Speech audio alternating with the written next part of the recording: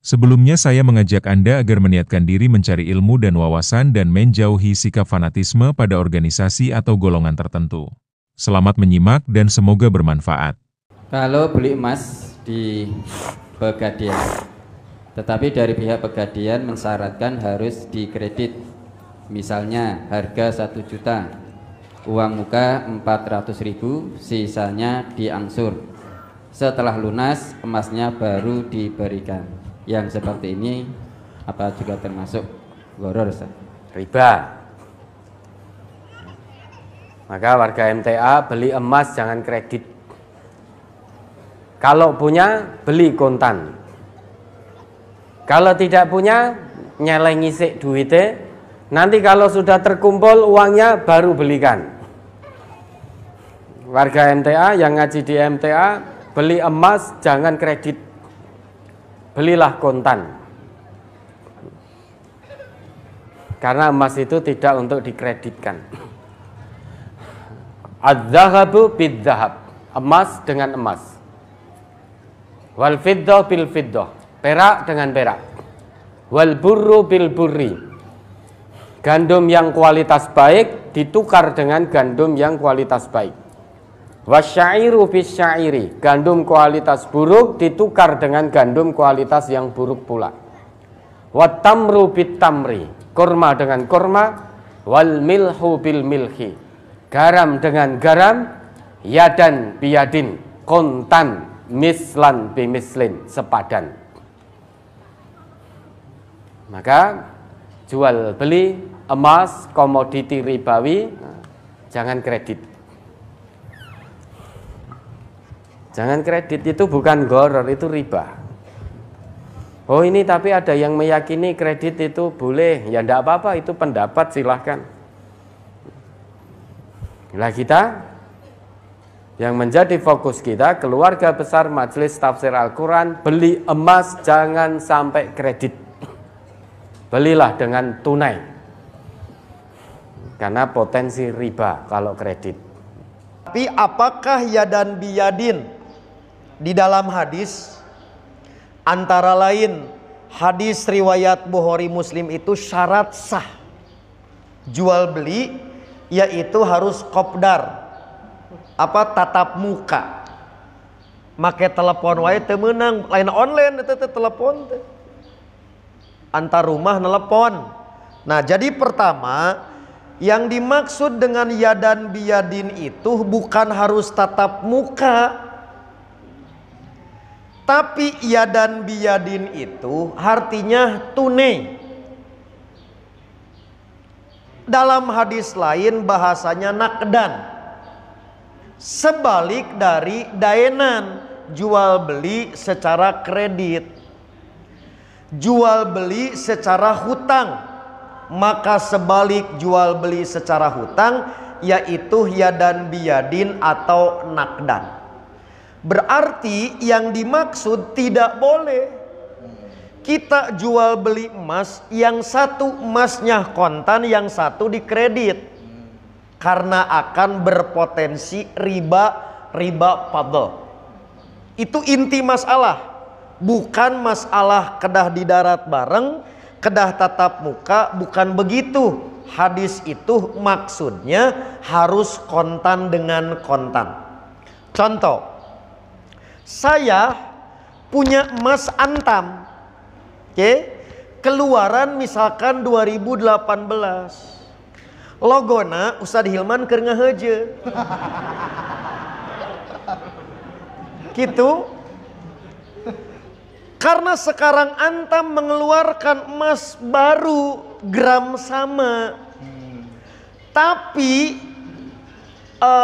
logona misalkan Arif kerhai alus kabita. Nah ternyata saya jual beli man, maka Hilman nuker ngahejen saya beli, tapi dianjuk.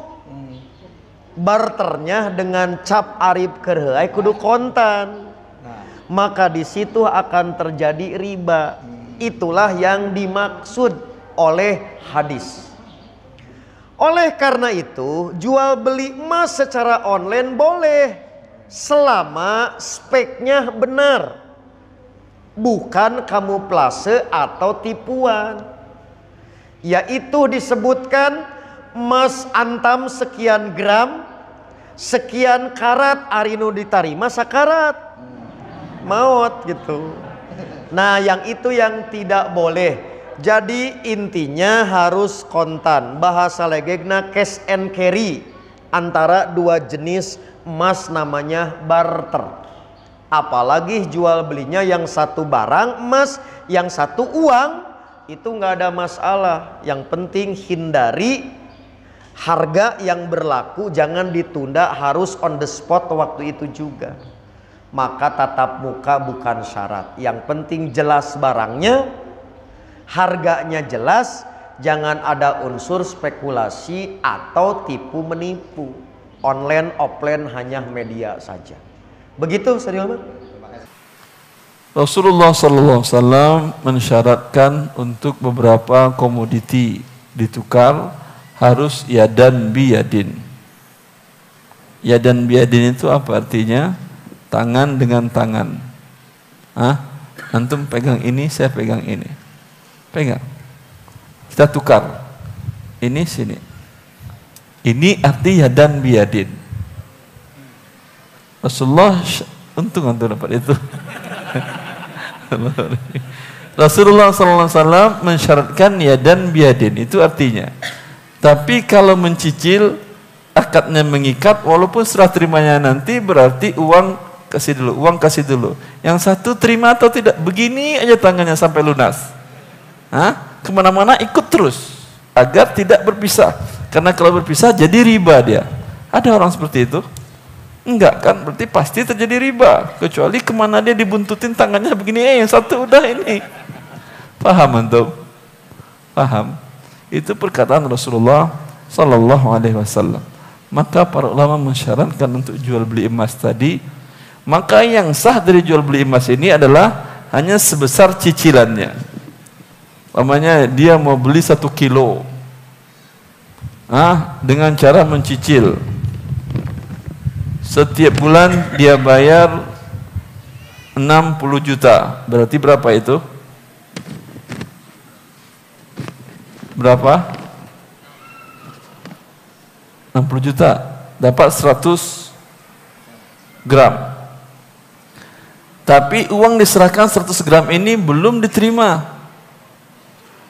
Terjadi riba sudah.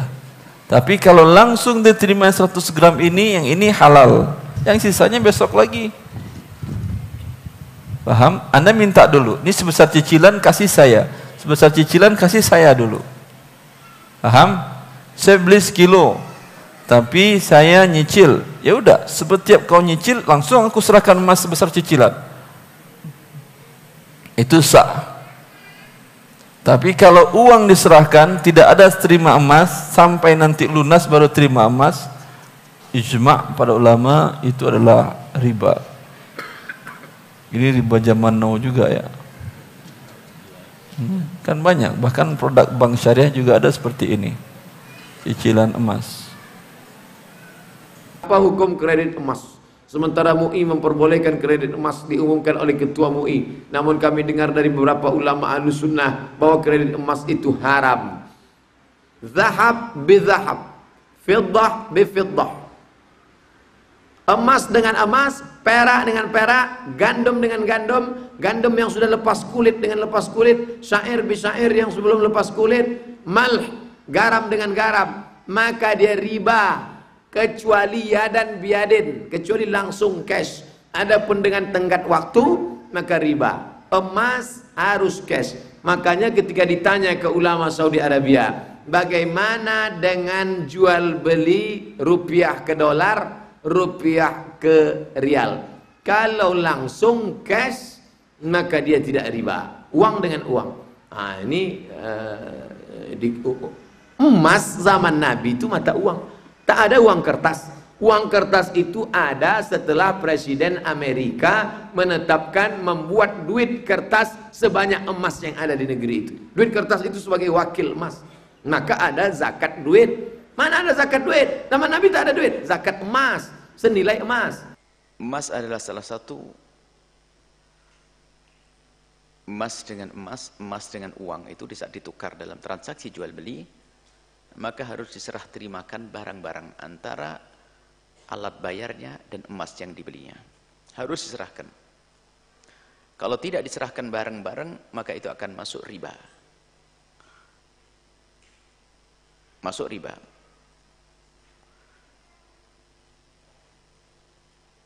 Ribanya ribayat namanya. Ada riba itu ada.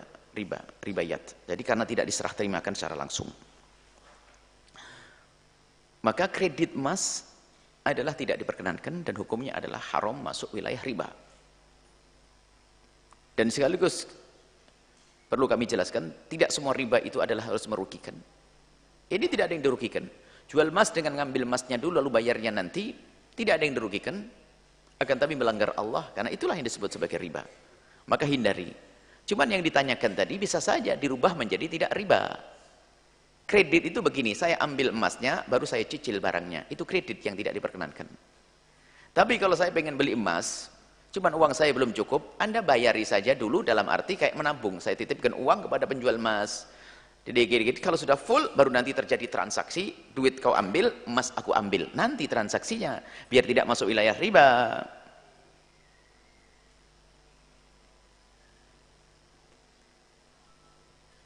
Jadi riba itu ada seperti itu, ada riba yat, riba fadl, riba nasi'ah, ada riba gharat, ada 4 macam riba. Selama ini yang kita sebut selama ini adalah riba qard. Utang piutang yang ada tambahannya riba qard. Kullu qardin jar naf'an fa riba. Setiap peminjaman yang di situ ada manfaat yang sudah masuk dalam transaksi manfaat yang dijanjikan kepada sang pemberi uang, pemberi utang, maka itu adalah riba. Baru nanti ada riba fadl. Emas dengan emas ada perbedaan timbangan.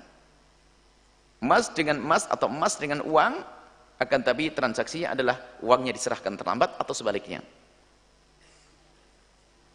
Kemudian waktu ada transaksi harus kontan, halan.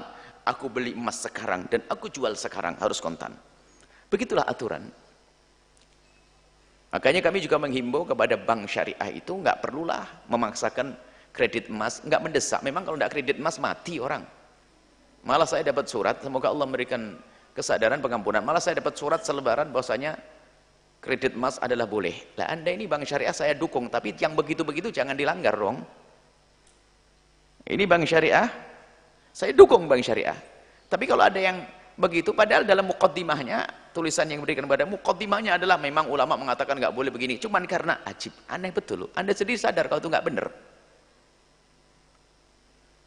Saya serukan bank syariah di mana-mana. Terserah bank syariah mana saja, asalkan label syariah harus kita angkat.